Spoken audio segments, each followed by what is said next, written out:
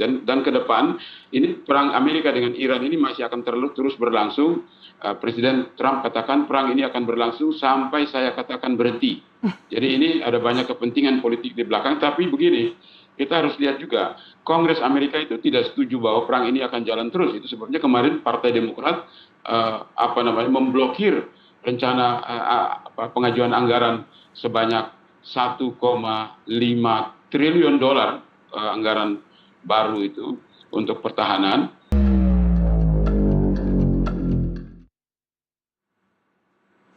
Kita lanjutkan dialog. Saya masih bersama Pitan Daslani, pengamat politik luar negeri, dan Ridwan Habib, pengamat intelijen dan terorisme. Saya ke Mas Ridwan. Mas Ridwan, tadi Pak Pitan menyampaikan bahwa perang ini baru akan berhenti nanti ketika Amerika Serikat berganti rezim begitu. Dan kita dengar tadi barusan juru bicara White House juga menyampaikan bahwa kita bisa menyerang Iran kapan saja, setiap waktu, setiap saat. Tanggapan Anda, Mas? Ya, saya sangat setuju ya dengan pendapat Bang Pitan tadi bahwa Iran dalam posisi yang sekarang ini menerima serangan saja, dia defensif. Jadi karakteristiknya adalah selantiasa Amerika lah yang menyalahi perjanjian di awal. Kalau kita lacak itu selalu terjadi, dan posisi Iran tidak bisa disalahkan menurut saya karena mereka sebenarnya sudah mau mengikuti kesepakatan Burgenstock di Swiss itu. Tetapi tiba-tiba sekarang dengan berbagai macam alasan ya Amerika Serikat kemudian melakukan serangan-serangan yang menyalahi perjanjian itu. Jadi kalau kemudian misalnya Iran diminta pasrah untuk kemudian menerima semua serangan, tentu saja kan nggak mungkin.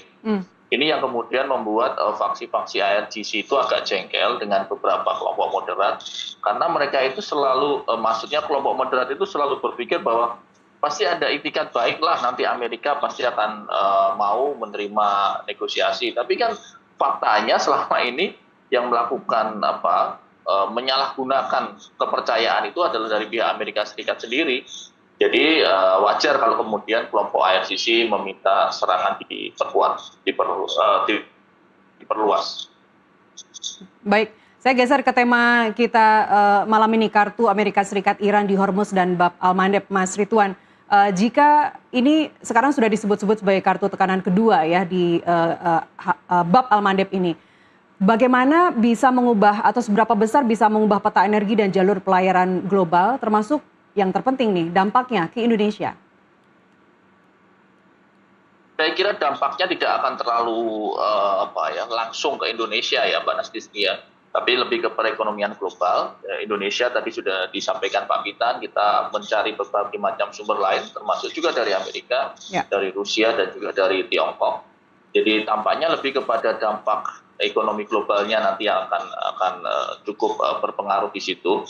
Tetapi yang saya ingin garis bawahi bahwa dalam situasi ditekan seperti ini pun, Iran tampaknya tetap mempunyai loyalitas tinggi dari sisi proksinya ya.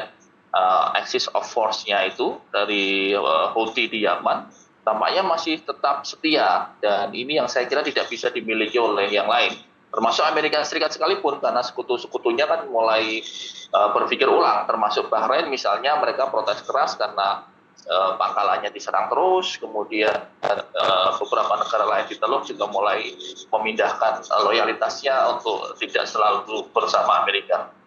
Baik, Pak Pitan, bagaimana posisi dan kepentingan Amerika Serikat ya dalam hal ini dalam menjaga keterbukaan dua choke point itu, Hormuz dan juga Bab al-Mandeb begitu? Apa konsekuensinya juga kalau Amerika Serikat gagal mengendalikan eskalasi? Ya, saya kira tidak mudah bagi Amerika untuk bisa menghentikan proksi Iran ya, karena mereka punya kepentingan sendiri. Cuma saya lihat ada dua perkembangan menarik itu begini. Kemarin itu delegasi Amerika bertemu dengan delegasi Irak untuk merundingkan kerjasama baru di mana kedua belah pihak ini akan membuka jalur ekspor minyak Irak melalui pipa, jadi tidak melalui Selat Hormuz. Itu sekarang sedang dirundingkan. Jadi Irak mencari jalan keluar di situ. Yang tertekan itu adalah Kuwait, Bahrain, Qatar, dan Uni Arab Emirat yang sangat sulit untuk bisa keluar dari situ. Nah, tetapi bagi negara seperti Oman dan Arab Saudi itu tidak masalah karena Oman bisa langsung keluar itu. Sementara Arab Saudi sudah pakai pipa ke pelabuhan Yanbu di Laut Merah. Nah, Irak sekarang sedang mengusahakan untuk membuka jalur pipa itu dengan Amerika supaya bisa ekspor keluar.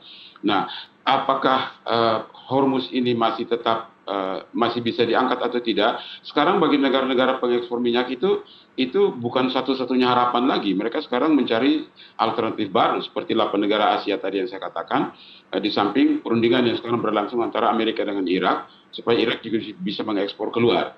Nah, bagi Indonesia sebetulnya opsi kita itu dengan terhentinya supply dari yang keluar dari Selat Hormuz, maka tentunya seperti yang sudah terjadi sejak 2025 akhir itu, kita sudah mengimpor minyak langsung dari Amerika, dan juga Presiden Prabowo sudah berulang-ulang ketemu dengan Presiden Putin untuk kita bisa membeli minyak langsung dari Rusia. Jadi Rusia juga terbuka dan siap untuk menyuplai minyak ke kita. Saya tahu bahwa sekarang berbagai upaya yang sedang jalan supaya kita juga bisa menerima minyak dari Rusia. Karena kalau Perdana Menteri Anwar Ibrahim itu langsung mengirim Petronas, delegasi Petronas pergi ke Rusia, Malaysia impor langsung dari Rusia sekarang, jadi tidak tergantung kepada Hormuz gitu. Jadi negara-negara yang tadinya tergantung kepada supply lewat Hormuz itu sekarang mencari jalur baru, alternatif baru. Nah, bagi Indonesia itu kita di samping akan terus menerima dari Amerika dan juga kita akan terima dari Rusia, juga sudah disepakati antara Presiden Prabowo dan Presiden Putin itu untuk bisa memperluas kerjasama di bidang energi.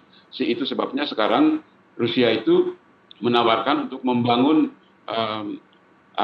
reaktor sipil, reaktor nuklir 250 megawatt di Kalimantan dan di Sumatera. Itu dalam rangka supaya melihat ke depan kita tidak tergantung kepada salah satu jalur supply saja. Dan ke depan ini perang Amerika dengan Iran ini masih akan terus berlangsung.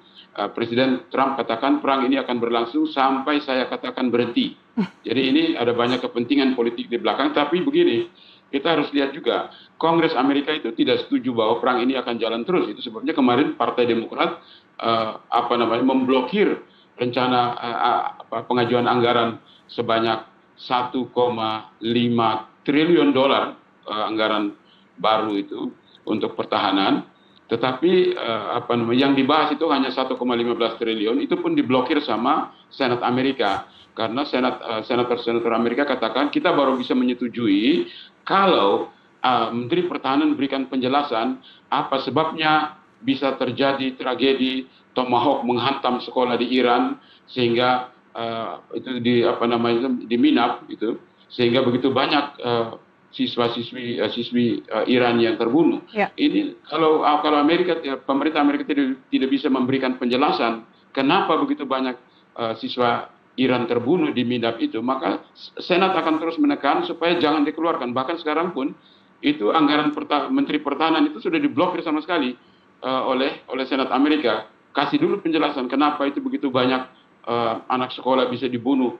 Tadinya Amerika bahkan sampai sekarang Amerika menyangkal, tetapi berdasarkan berbagai laporan dan investigasi langsung oleh BBC, memang itu mereka terbunuh karena Amerika menyerang dengan rudal-rudal Tomahawk. Nah, ini masalah hak asasi manusia ini. Jadi ini harus dituntaskan dulu, kalau tidak Senat Amerika akan tetap menghalangi penggelontoran anggaran militer Amerika yang begitu besar itu. Jadi Amerika ini kita juga harus lihat bahwa ini apa yang dilakukan oleh Presiden Trump itu bukan merupakan nomor satu, tidak merupakan persetujuan daripada Kongres Amerika. Nomor dua, perang ini Presiden Trump tidak punya strategi yang jelas. Dan nomor tiga adalah dia memulai perang, tapi dia tidak tahu bagaimana mengakhirinya. Sementara jangan lupa, akibat perang ini dan kenaikan harga minyak dan inflasi yang terjadi di Amerika, maka rakyat Amerika itu setiap hari harus membayar biaya BBM ekstra itu 360 juta dolar per hari. Itu sangat besar biayanya. Jadi mereka harus keluarkan biaya sebegitu besar akibat apa? Akibat naiknya harga minyak. Kenapa? Karena perang ini Amerika memulainya dan menyengsarakan rakyatnya sendiri sekarang. Jadi itu rakyat Amerika ini, saya perkirakan di pemilu setelah 3 November nanti, rakyat Amerika akan menentukan sikap. Dan bisa-bisa mereka tidak akan percaya lagi kepada Partai Republik kalau sampai Partai Demokrat menang di pemilu setelah itu, bukan tidak mungkin Presiden Trump bisa diimpeach karena ada sudah 9 gugatan yang masuk.